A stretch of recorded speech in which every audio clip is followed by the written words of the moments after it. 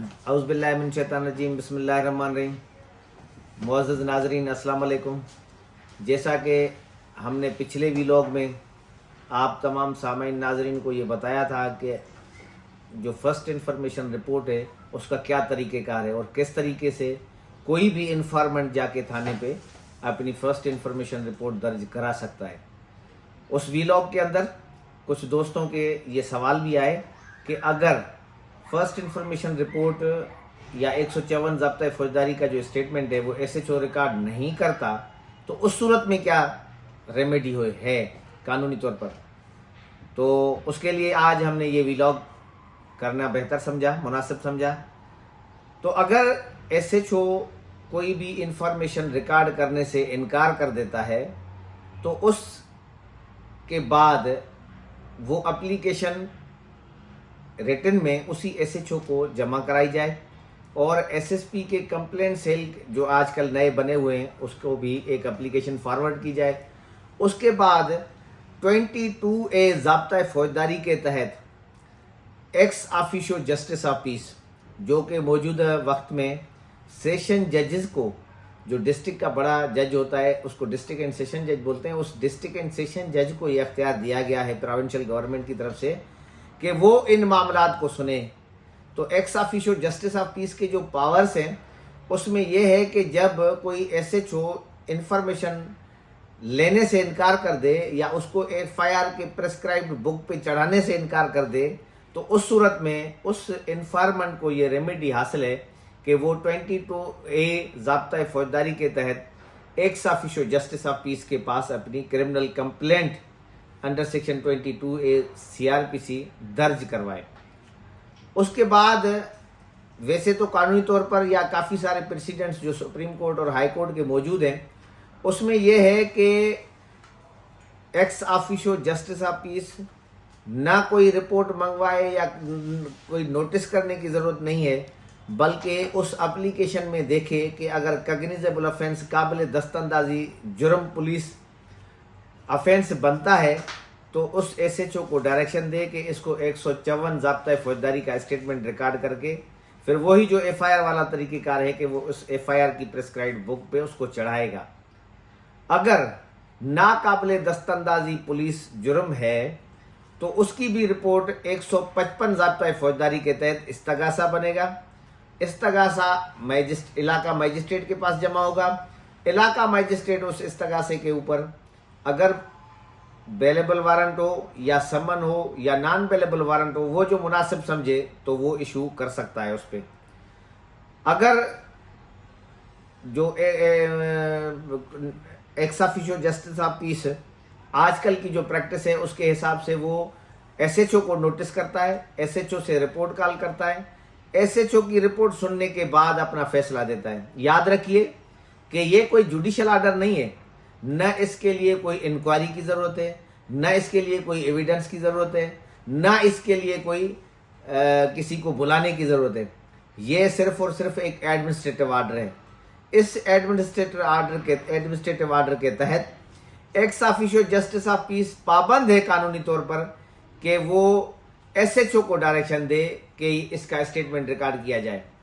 Statement सच्चा हो, statement झूठा हो, उसके लिए बाद में जो ज़ाब्ता फौजदारी के अंदर इन्वेस्टिगेशन के बाद प्रोविजंस दिए गए हैं उस पर बाद में हम बात करेंगे, क्योंकि वो इस बहुत सारा डिटेल डिस्कशन हो जाएगा। तो वो प्रोविजंस मौजूद हैं। तो इसीलिए SHO को ex officio justice of peace directions देने का पाबंद है। उसके पास कोई और चांस नहीं या कोई और प्रोविजन नहीं या किसी भी तौर पर वो इनकार नहीं कर सकता। अगर काबिल दस्तंदाजी जुर्म पुलिस जुर्म बनता है तो 154 ज़ाब्ता फौजदारी का स्टेटमेंट होगा। अगर नाकाबिल दस्तंदाजी पुलिस जुर्म बनता है तो उसका भी इस्तगासा 155 ज़ाब्ता फौजदारी के तहत बनेगा। उसके बाद इन्वेस्टिगेशन का वही तरीका है। जब ex officio justice of peace ऐसी डायरेक्शन देता है उसके बावजूद भी 154 ज़ाब्ता फौजदारी का बयान रिकॉर्ड नहीं करता है स्टेशन हाउस ऑफिसर या उसको FIR की प्रेस्क्राइब्ड बुक पे नहीं चढ़ाता, तो चूंकि ये एडमिनिस्ट्रेटिव आर्डर है तो इसकी कंटेम्प्ट फाइल नहीं होती। हमारे यहाँ देखा गया है कि काफ़ी सारे हमारे वकला दोस्त इसके लिए उसके खिलाफ कंटेम्प्ट की एप्लीकेशन फाइल करते हैं कि ये कंटेम्प्ट हुआ है। हालांकि ये कंटेम्प्ट के ज़िम्मे में नहीं आता, क्योंकि ये जुडिशियल आर्डर नहीं है, ये एडमिनिस्ट्रेटिव आर्डर है।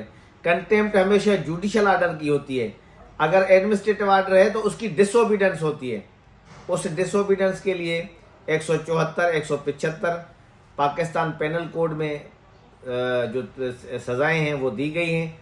166 पीपीसी है, उसके हिसाब से भी उसमें सज़ा एक तफवीज़ की गई है उस जो डिसोबीडेंट या नाफरमान या हुक्म अदूली करने वाला शख्स है उसके खिलाफ।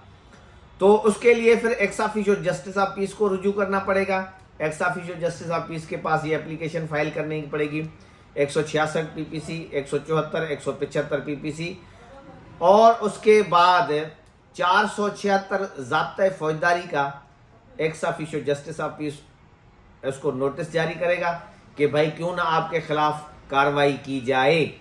उसके बाद अगर वो एसएचओ आता है या जो अपनी एक्सप्लेनेशन देता है या जवाब देता है, उससे अगर मुतमईन होता है ex officio justice of peace तो ठीक है, अगर मुतमईन नहीं होता तो इन सेक्शंस के तहत या तो डायरेक्ट कंप्लेंट फाइल होगी या तो फिर एंटी करप्शन के यहाँ एंटी करप्शन सर्कल में उस डेलिक्वेंट जो ऑफिशियल होगा उसके खिलाफ ये कार्रवाई होगी। और उसके बाद जब एफआईआर दर्ज हो गई, पुलिस ऑफिशियल ने कोई एक्सेस कर दी, कोई नेग्लिजेंसी कर दी, कोई केयरलेसनेस कर दी, कोई लापरवाही कर दी, तो उसके बाद भी ex officio justice of peace को ये अख्तियार हासिल है सेक्शन 22A(6) का सबसेक्शन 3 के उसके तहत उस ऑफिशियल के खिलाफ बाकायदा कार्रवाई हो सकती है।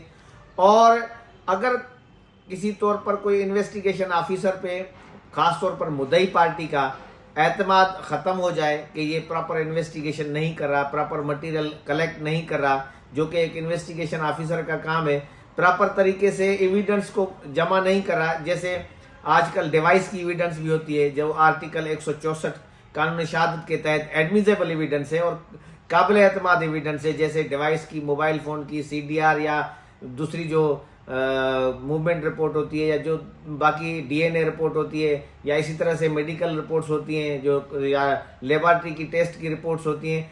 तो ये ऑथेंटिक एविडेंस है, एडमिजेबल एविडेंस है।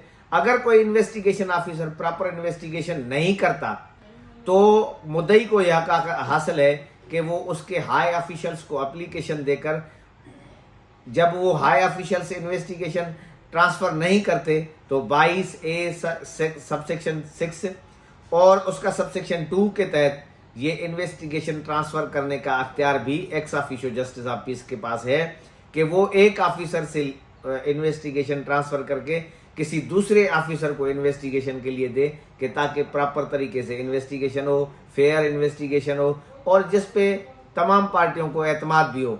अगर एक पार्टी एतमाद लूज़ कर जाती है तो उसके बाद वो इन्वेस्टिगेशन ऑफिसर के पास इन्वेस्टिगेशन रहने का कोई जवाब नहीं होना चाहिए, क्योंकि ये पब्लिक सर्वेंट्स हैं। एक अगर इन्वेस्टिगेशन प्रॉपर नहीं कर सकता या उस पर पार्टी का एतमाद नहीं है तो दूसरे इन्वेस्टिगेशन ऑफिसर को उस मामले की इन्वेस्टिगेशन करनी चाहिए। तो ex officio justice of peace के पास ये अख्तियार भी मौजूद है कि एक इन्वेस्टिगेशन ऑफिसर से केस को ट्रांसफ़र करके दूसरे इन्वेस्टिगेशन ऑफिसर को ये भिजवा दे। इंशाल्लाह दोबारा दूसरे व्लॉग में फिर और किसी नए इशू पे बात होगी। बाकी आपके राय में जो आपने कोई सवाल पूछना हो, आपको किसी चीज़ की समझ ना आ रही हो तो ये आप कमेंट्स में पूछ सकते हैं। आप तमाम दोस्तों का बहुत शुक्रिया, बड़ी मेहरबानी, खुदा हाफिज़।